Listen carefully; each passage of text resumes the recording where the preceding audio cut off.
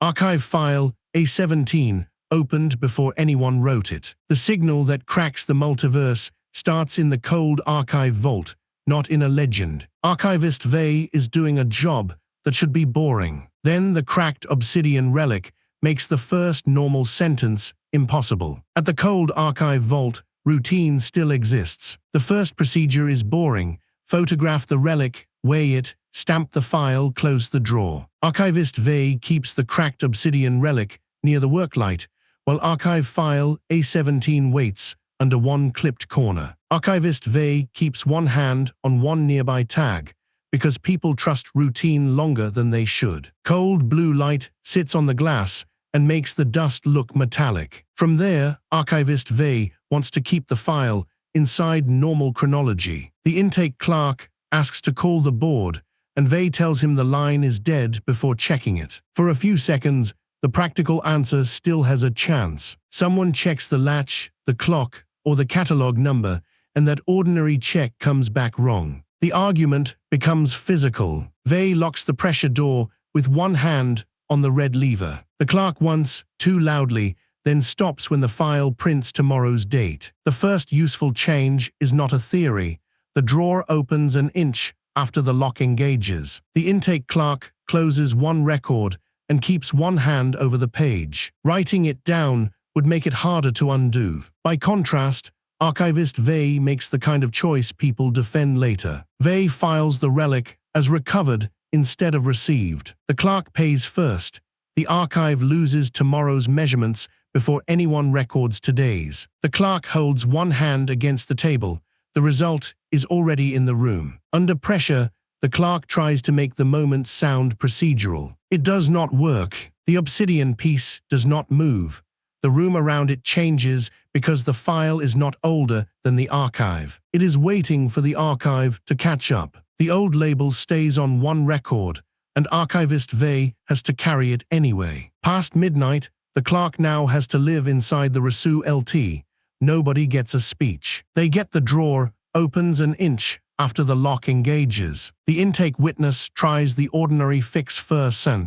It is a good instinct, and it fails in a visible way. The failed fix leaves archive file A17 more dangerous than the black relic. After the argument, Archivist Vey stands beside the inner door and counts the ordinary things still working. The light holds. The latch holds. The person across from them does not. The file clerk steps back, then stops pretending the setback is only procedural. The dead probe bay looks manageable at first. The bay smells of coolant and old insulation tape. A silent probe lens stays on the table, close to the probe technician, while the impact telemetry sits beside the nearest hand. The probe technician checks one name under the lamp.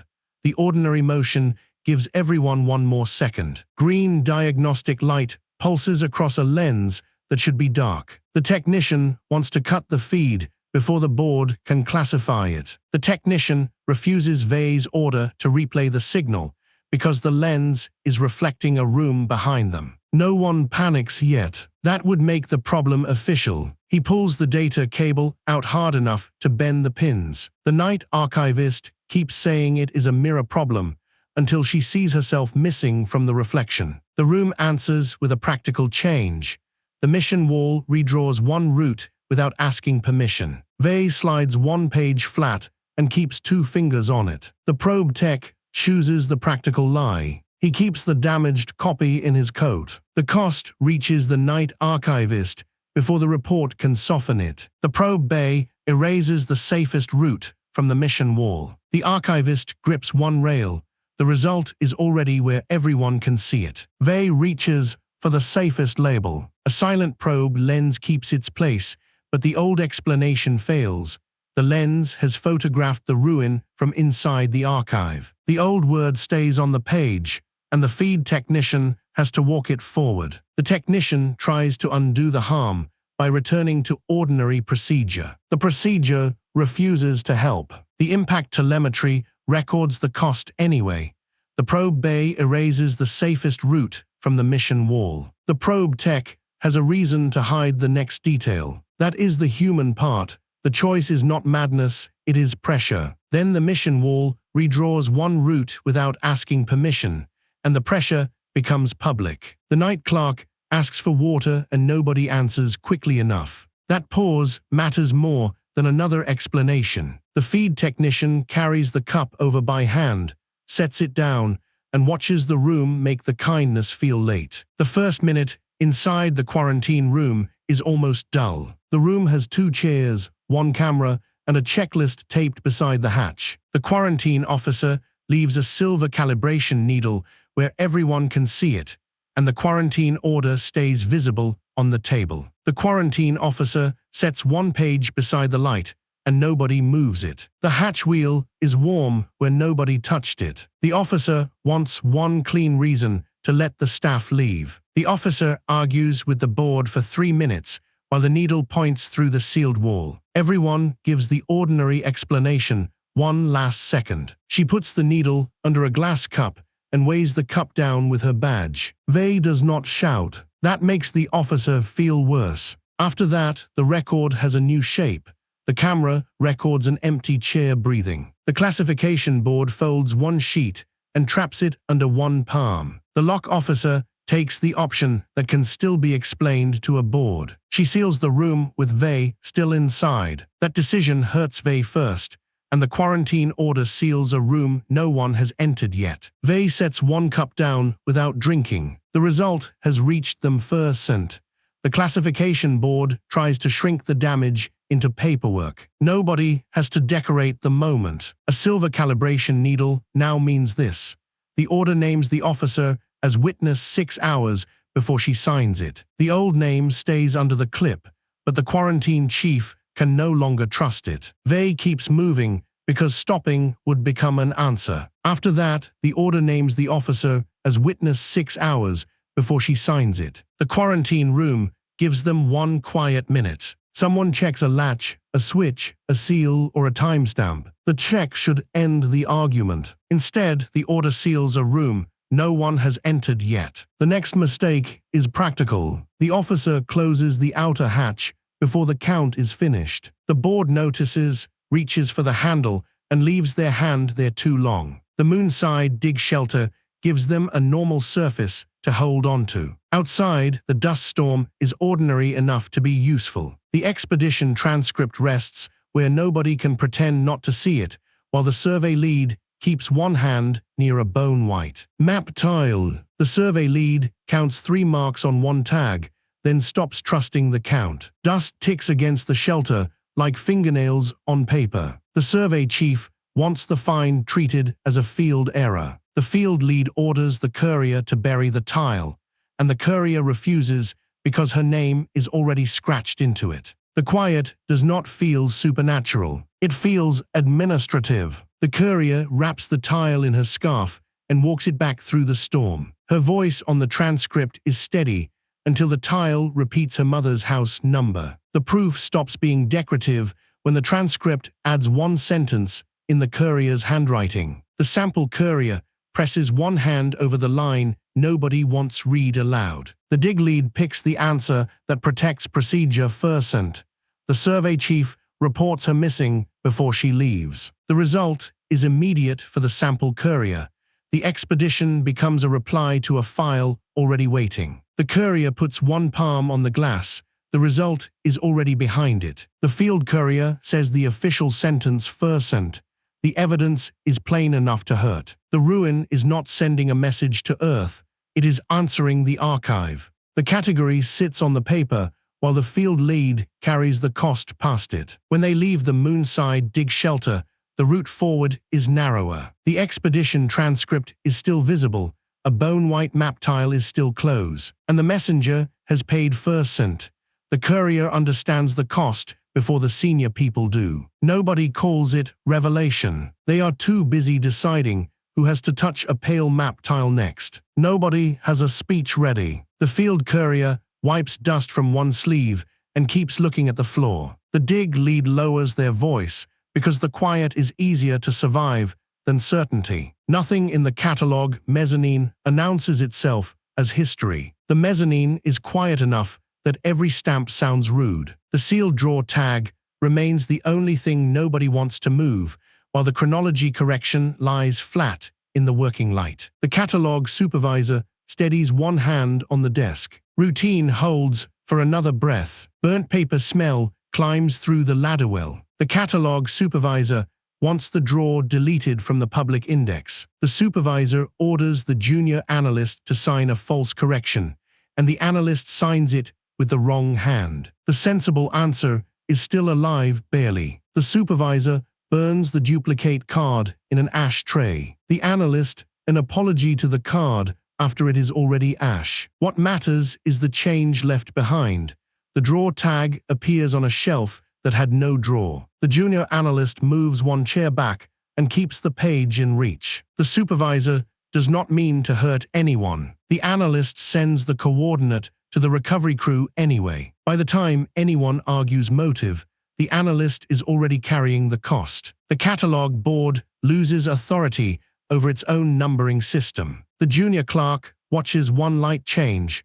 The result no longer needs permission. The catalog clerk tries to keep the problem inside the form. The sealed drawer tag becomes harder to touch after that because the archive is no longer preserving the event. It is scheduling it. Across the margin, the old label stays under the catalog supervisor's hand until the hand moves first. The detail is small enough to miss until someone tries to leave. Then the drawer tag appears on a shelf that had no drawer. The chronology correction changes the room's behavior, not just the theory. Nearer the source, the catalog chief moves from the doorway to the table, and the analyst moves back. That small movement tells the truth before anyone says it. For a while, the work becomes ugly and small. Someone labels a bag. Someone checks a switch. The mezzanine supervisor presses a thumb against the table edge until the skin goes pale. The final index room starts with work, not revelation. The last room has no relic display, only cabinets and a desk lamp with a bad switch. Behind that, Archivist Vey works around the cold brass drawer pull because the final access stamp remains close enough to read. Quietly, Archivist Vey keeps one thumb on the form until the paper bends. The lamp clicks off, then the drawer glows from within. Archivist Vey wants to close the file before the archive becomes part of it. The board witness refuses to stamp the closure after seeing tomorrow's dust on his sleeve. Nobody wants to be first to name the wrongness. Vey pulls the drawer open with both hands. The witness backs into a cabinet and apologizes to nobody. The event becomes usable evidence when the second file is already dated tomorrow. The board witness pins one corner down until the paper stops shaking. Archivist Vey makes one useful mistake. Vey reads the coordinate aloud. What follows is not symbolic for the archivist. The final coordinate turns the archive from witness into destination. The board clerk keeps both feet still. The result moves anyway. The last witness wants the report to sound calmer than the room. The category breaks quietly around the cold brass drawer pull.